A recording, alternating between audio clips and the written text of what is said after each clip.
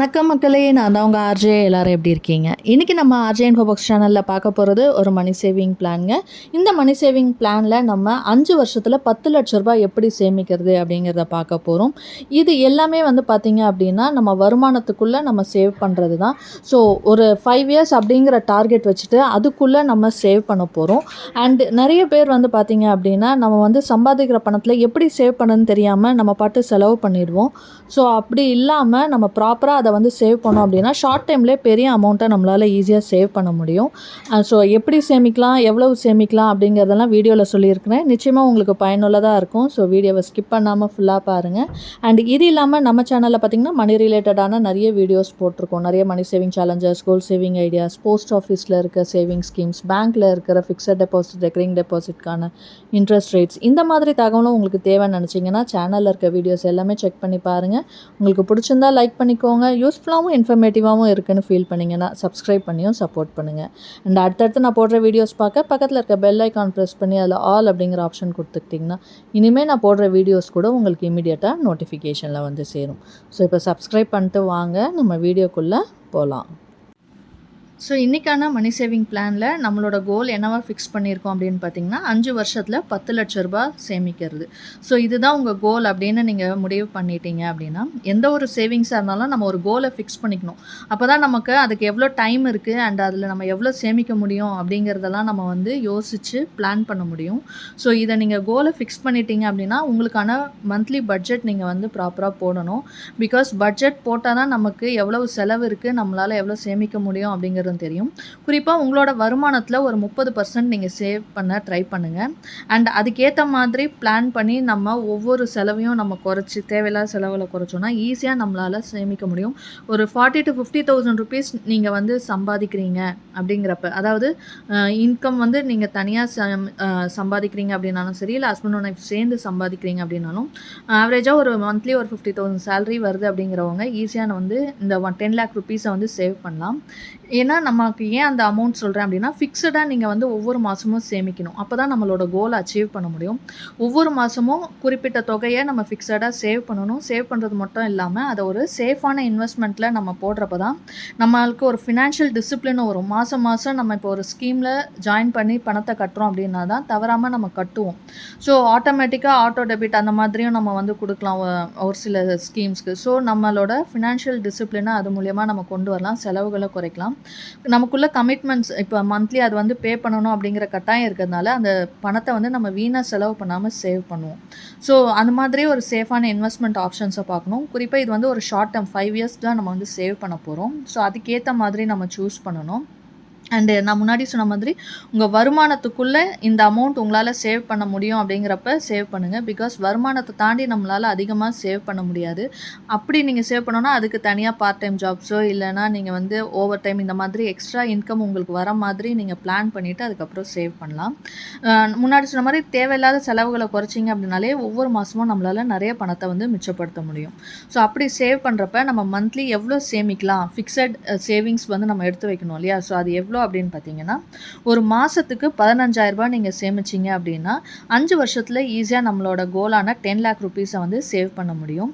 இந்த 15,000 ரூபாய் நீங்கள் ஒவ்வொரு மாதமும் எடுத்து வைக்கிறீங்க அப்படிங்கிறப்ப எப்படி இன்வெஸ்ட் பண்ணலாம் அப்படின்னு பார்த்தீங்கன்னா நமக்கு இருக்கிறது 5 இயர்ஸ். ஸோ ஷார்ட் டைமில் போடுறப்ப நம்ம ரிஸ்க்கான இன்வெஸ்ட்மெண்ட்ஸ் எதுவுமே எடுக்க முடியாது. இன்கேஸ் ஷேர் மார்க்கெட்டோ இல்லை மியூச்சுவல் ஃபண்ட்ஸோ பார்த்தீங்கன்னா சிப்பு கூட லாங் டேர்மில் தான் நமக்கு ஓரளவுக்கு பெனிஃபிட்ஸ் இருக்கும்.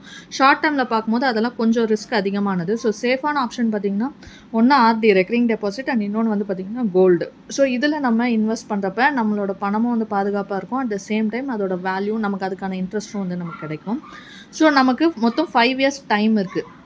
ஸோ 5 இயர்ஸில் இந்த அமௌண்ட்டை எப்படி இன்வெஸ்ட் பண்ணலாம் அப்படின்னு பார்க்கலாம். இந்த 5 இயர்ஸை நான் எப்படி பிரிச்சிருக்கேன் அப்படின்னா 2 இயர்ஸ் + 2 இயர்ஸ் + 1 இயர் அப்படின்னு 3 பார்ட்டாக நான் பிரிச்சிருக்கேன். ஸோ இந்த 3 பார்ட்டை பிரித்து நம்ம இந்த அமௌண்ட்டை சேவ் பண்ண போகிறோம்.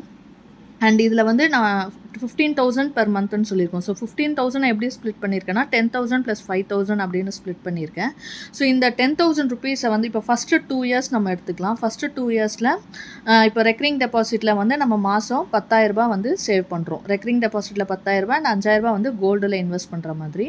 ஸோ 10,000 ருபீஸை வந்து நீங்கள் ஆர்டியில் போடுறப்ப உங்களுக்கு வந்து ப்ரைவேட் ஆர் பப்ளிக் பேங்க் அதில் வந்து பார்த்திங்கன்னா உங்களுக்கு இன்ட்ரெஸ்ட் வந்து அதிகமாக இருக்கும் கம்பேரிட்டிவ்லி வந்து போஸ்ட் ஆஃபீஸை விட. ஸோ போஸ்ட் ஆஃபீஸில் பார்த்திங்கன்னா நமக்கு 5 வருஷம் ஆர்டி தான் இருக்குது. ஸோ நமக்கு 1 இயர் 2 இயர்ஸ்க்கெல்லாம் வந்து பார்த்திங்கன்னா பேங்க்கில் அவைலபிளாக இருக்குது. அண்ட் மோஸ்ட் ஆஃப் த பேங்க்ஸில் வந்து பார்த்திங்க அப்படின்னா இப்போ ஓரளவுக்கு இன்ட்ரெஸ்ட் ரேட்டெல்லாம் அதிகப்படுத்தியிருக்காங்க. ஸோ நமக்கு நல்ல ரிட்டர்னும் கிடைக்கும். ஸோ மந்த்லி 10,000 அப்படிங்கிறப்ப 2 வருஷம் ஆர்டி நீங்கள் சூஸ் பண்ணிங்கன்னா அதில் நம்ம டெபாசிட் பண்ணுற பணம் ஒவ்வொரு மாதத்துக்கு 10,000 2 வருஷத்தில் 2,40,000 நம்ம வந்து டெபாசிட் பண்ணியிருப்போம். அண்ட் அதுக்கு கிடைக்கிற இன்ட்ரெஸ்ட் வந்து பார்த்திங்கன்னா இப்போ பேங்க்ஸில் வந்து நல்ல இன்ட்ரெஸ்ட் கொடுக்குறாங்க. 2 இயர்ஸ்க்குலாம் பார்த்திங்கன்னா 7% வரைக்கும் இன்ட்ரெஸ்ட் கிடைக்குது நிறைய ப்ரைவேட் செக்டர் பேங்க்ஸில். ஸோ அதை வச்சு நான் போட்டிருக்கேன். ஸோ 7% அப்படிங்கிறப்ப நமக்கு 2 வருஷத்தில் ஆர்டியில் கிடைக்கிற வட்டி மட்டும் 18,196 கிடைக்கும்.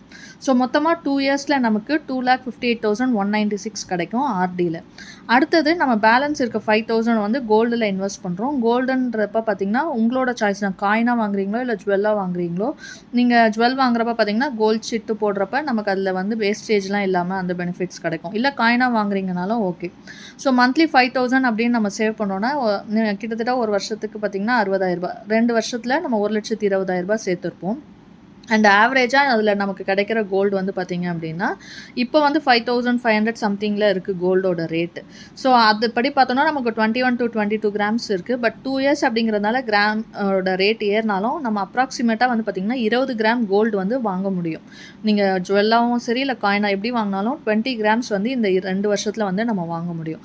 ஸோ இந்த ஃபஸ்ட்டு 2 இயர்ஸில் நம்ம ஆர்டியில் இவ்வளோ அமௌண்ட்டும் அதில் வந்து கோல்டில் வந்து பார்த்திங்கன்னா 20 கிராம்ஸும் நம்ம வந்து சேவ் பண்ணியிருக்கோம்.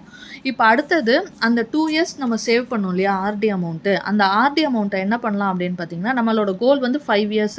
2 இயர்ஸ் ஆர்டி போட்டு நம்ம முடிச்சிட்டோம். அந்த பணம் நம்ம கிட்ட வந்திருக்கு. அதை வந்து என்ன பண்ணலாம் அப்படின்னா அடுத்த 3 வருஷம் நம்மளோட கோல் 5 இயர்ஸ்ன்றதுனால பேலன்ஸ் 3 இயர்ஸ் இருக்குது. அந்த 3 இயர்ஸ்க்கு இந்த அமௌண்ட்டை வந்து என்ன பண்ணலாம்னா ஃபிக்ஸட் டெபாசிட்டில் போட்டுடலாம்.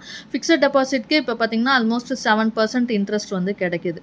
ஸோ நம்ம வந்து 3 இயர்ஸ்க்கு அந்த பணத்தை டெபாசிட் பண்ணுறப்ப 5 வருஷம் முடிவில் நமக்கு கிடச்சிரும் கையில் காசு. ஸோ அதுக்கு வட்டியும் வந்து பார்த்திங்க அப்படின்னா 3 வருஷத்துக்கு கிட்டத்தட்ட 59,750 வந்து இன்ட்ரெஸ்ட் மட்டுமே கிடைக்கும் நம்ம டெபாசிட் பண்ணுற அந்த ஆர்டியில் நம்ம சேவ் பண்ண அமௌண்ட்டுக்கு.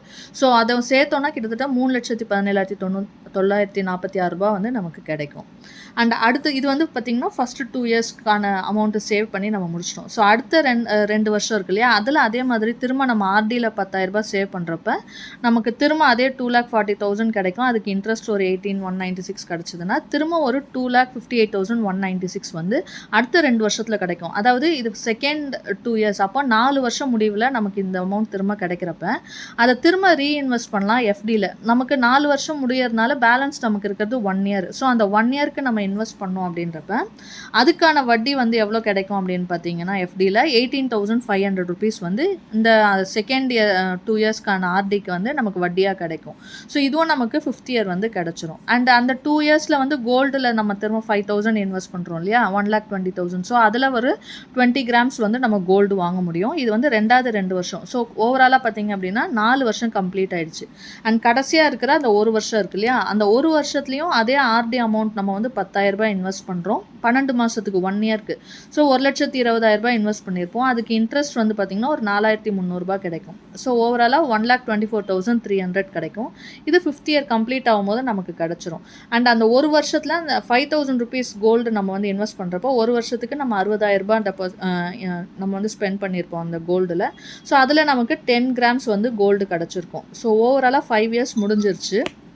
நம்ம வந்து எல்லாம் சேவ் பண்ணிட்டோம். இப்போ நமக்கு ஓவராலாக எவ்வளோ அமௌண்ட் கிடச்சிருக்கு அப்படின்னு பார்த்தீங்கன்னா ஃபஸ்ட்டு 2 வருஷத்தில் ஆர்டியில் கிடச்ச அமௌண்ட்டு 2,58,196. அண்ட் அந்த அமௌண்ட்டை வந்து எஃப்டியில் போட்டோம் இல்லையா அதில் கிடச்ச இன்ட்ரெஸ்ட் வந்து 59,750. அடுத்தது ரெண்டாவது 2 இயர்ஸ்க்கு நம்ம சேவ் பண்ண ஆர்டி அமௌண்ட்டு 2,58,196. அண்ட் அதில் வந்து பார்த்திங்க அப்படின்னா எஃப்டிக்கு வந்து 18,500 இன்ட்ரெஸ்ட்.